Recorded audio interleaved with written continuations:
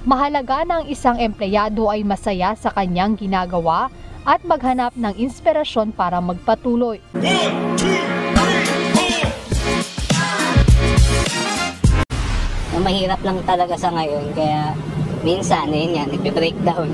Hindi ko alam kung paano gagawin, paano pagsasabay-sabayin yung mga bagay na to.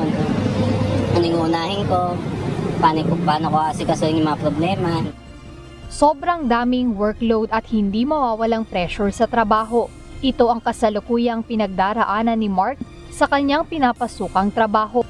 Sa resulta ng Job Happiness Index 2024 ng online job portal JobStreet by Seek, isa si Mark sa ilang manggagawa sa National Capital Region na hindi na satisfied sa kanilang mga trabaho.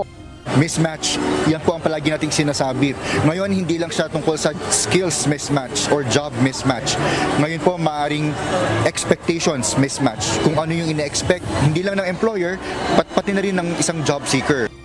If you're not happy with your job, syempre yung productivity mo, babagsak na siya. Hindi ka na passionate sa ginagawa mo. So if case your boss will ask you to do some work, tapos hindi ka na masaya, your productivity level will go down.